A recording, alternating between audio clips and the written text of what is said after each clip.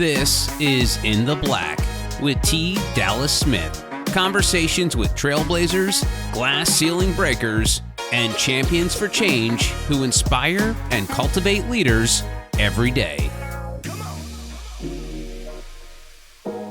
Welcome back to my conversation with Leona Barr-Davenport, the president and CEO of the Atlanta Business League. We've been looking back at her incredible life that began working on her family's farm in Johnsonville, South Carolina, to leading the ABL for over 25 years. Now, Leona, in part one, you mentioned several mentors and leaders in your life, including Harriet Watts. And I'm going to assume you faced some challenges as a woman of color through your career. How did you overcome those hurdles? I listen. First of all, I listen and I watch, I observe quite a bit. I tend not to speak when I don't have anything to really say. But when I do have something to say, I speak up. And Harriet, I give Harriet credit. I was president of the organization, and compensation wise, I was not making what I should have been making. And they were having an executive meeting one day of the officers and of the executive committee. And she came to my office and she said, "Leona, what do you make? What is your salary?" And I told her. She said, oh no, we've got to do something about that. And she went into that meeting and came back out probably with about an additional $30,000 to bring me closer to where I needed to be. And so you had Harriet Watkins and women like Alice Wiggins. I don't know if you remember Alice Wiggins. Alice was with MARTA for many years. She'd worked in management construction development for many years, moved here from California and worked in several leadership areas in the city. But she was another one who said to me, Leona, you have to make sure your presence is known. And so there were women that I watched in the city, not only that were intricately involved with the Atlanta Business League, but others like an Ingrid Saunders Jones. Yes. Ingrid Coca-Cola. led with her presence. Yes. And when she walked in the room, there wasn't one person who did not basically, if they didn't stand up, but basically stood and respected who she was. So I learned and I watched. That's how I learned, period. I'm a visual learner. Yeah. And so you've got to speak up for yourself, and you don't have to be loud about it. And I've learned over the years that sometimes, unless it's necessary, if you have a disagreement with someone, you pull them to the side and you make sure they understand who you are and what you represent and what you're going to accept and what you're not going to accept. It's much easier for you to build a coalition with a person than to sound off in the middle of a room where you create an enemy. The old adage, praise in public, correct in private. Exactly. And that has been my mantra. And the other piece that I do as a rule, when needed for my own sanity and for my own sense of survival, I'll shut down. And I have to shut down because I know, and I knew then, that I could go to a place that I never wanted anybody to see. Yes. And I would have to explain that. I got that from my father. And I knew what I saw at any point that he became angry. And I didn't like that. And I said, I don't ever want to go there. I don't ever want to give anyone enough power over me to let anyone take me there. So that's how I've learned. And I've just continued that throughout my career. And my goal every day is to respect people, to meet them where they are, lift them up when and where I can, to love myself enough to walk away when I don't need them in my space. That's kind of been my mode of operation. I have to be in control of me because I can't control you. Yeah, But amen. if I can control who's in my space and what my environment is like, then Mm. then I sleep at night. Amen. Amen. Oh, I love it. Leona, can you talk a little bit about kind of what are you seeing for the future growth and development of ABL? Sure. The organization has gone through a number of iterations over the years, Dallas. At one point, we were built on governmental grants. Mm. And what happened during that period that we were surviving on governmental grants? Others started to look at that and say, "Oh, we can do that.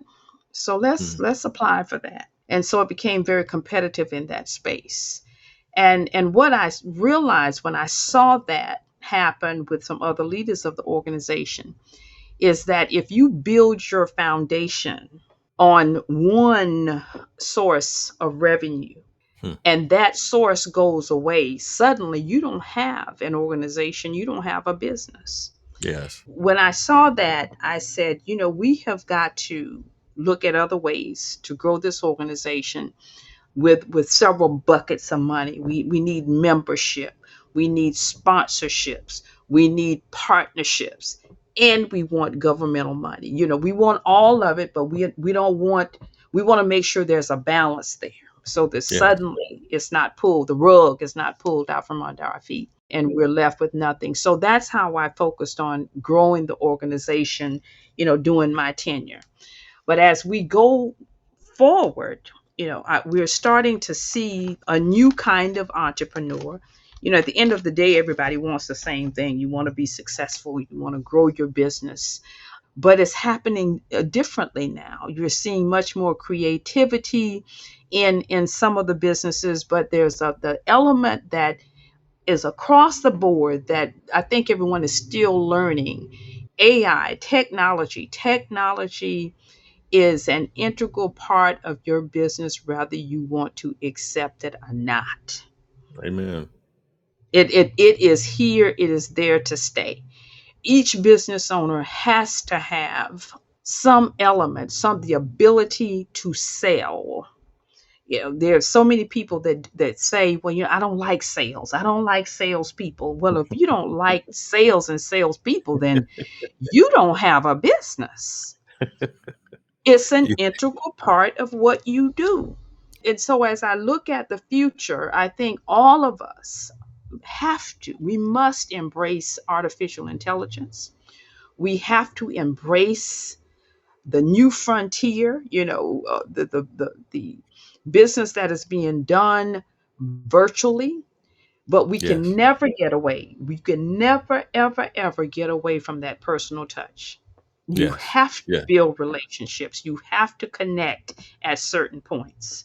And I think that therein lies that balance with what I call the seasoned business owner and the new age business owner, where you've got the new age. Most of them are saying we can do this virtually. We don't have to have an office. We don't have to go out and meet. We don't have to do lunch and all of that. Where you have the seasoned business owner that says, I have to do everything that they're saying. But what we have to do is have a mix of that, a mixture of knowing that there's a great deal that you can, the way you use technology and artificial intelligence. But at the end of the day, you've got to shake hands. You've got to look people in Yes. their eyes. And so just how you do business, I wanted to address that. Yes. But as with the organization, at the end of last year, elected Ryan Wilson, who is The gathering spot. Found it. yeah, the yes, One. Yeah. the co-founder and Yeah. CEO of the Yes. Gathering Yeah. Spot, That's right. co-founder, He and and TK. Absolutely. yes, yes, yes. I always have to say that Big because fans of both of them. Yeah. Big fans of exactly, both. exactly.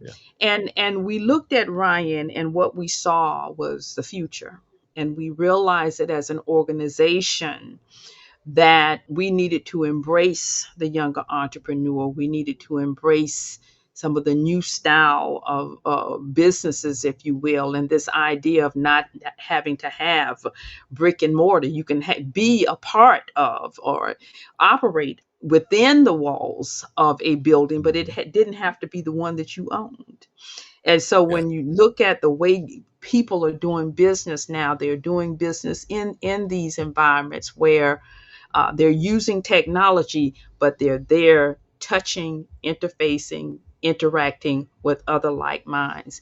So bringing Ryan on board was in our minds, it was we were embracing the new age Yes. and asking him. We asked him, to bring your generation, if you will, to this organization.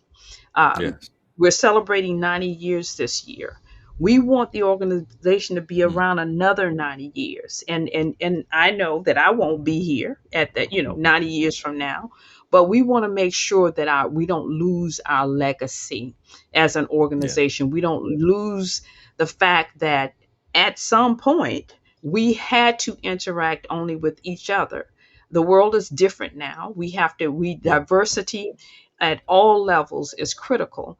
And so, with Ryan's influence and those of some of the other entrepreneurs and business owners we're bringing on board, we're looking at the future of the Atlanta Business League. How do we create scale or help our Yeah. members create scale? How do we bring CEOs together, bring leaders together so that we can, in some instances, make the introduction. In other instances, we're validating who they are. Mm. For instance, this year, Dallas, and you've Mhm. received the Entrepreneur of the Year award. The Entrepreneur of the Year for this year was a young man by the name of David Tan. David has his own style. His hair is natural and he's wearing it the way he wants to wear it. He's doing his own thing. He didn't come in with a tie. He wore tennis shoes. He accepted his award on the stage with Mm. the CEO of UPS.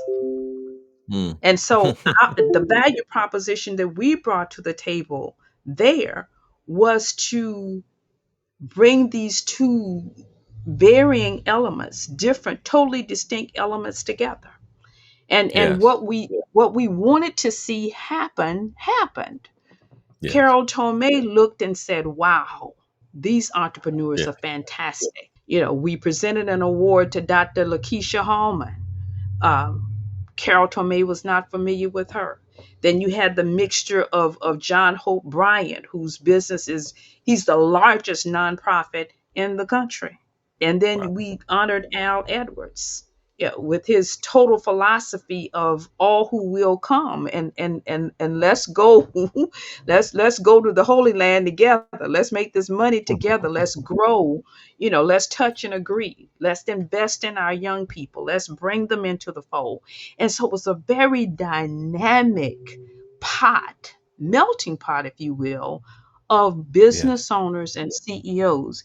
And so that's what we want to see. That we don't want to go back to this culture, this color, Mm. these people staying in one pot. Let's learn how to work together. And if Yes. naturally we gravitate back to where we're comfortable, whatever that comfort level is, so be it.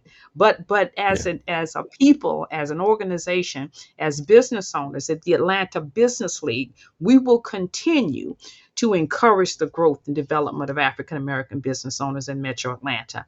I don't expect that to change, but we will Yes. do that collectively with all Yes. of the resources, all of the various cultures, and all of the business owners and CEOs and professionals and governmental entities in the city.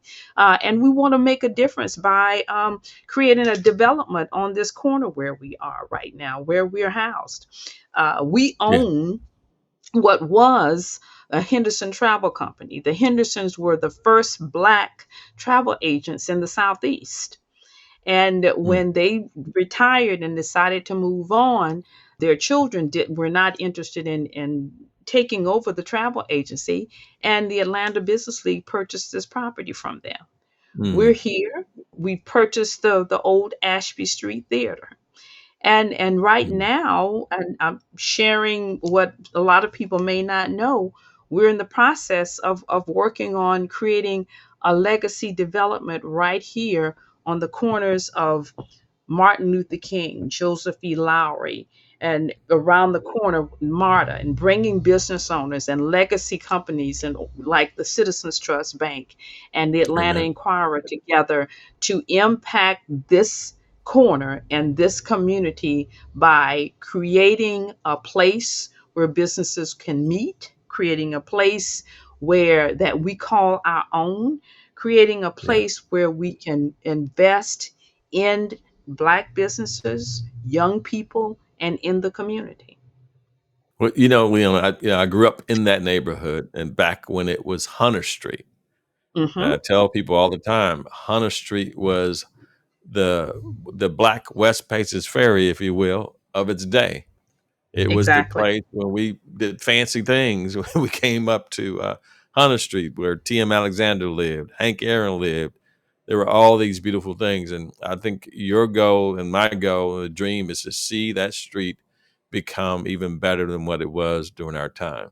So I'm so Exactly. excited about what you're doing there. It's a wonderful thing. But as we get ready to kind of wrap, I can't let you go without asking a question about my dear friend and yours, Hmm. Herman Russell, and some lessons that you may have learned from Herman during his involvement with the ABL. I revered him, first of all.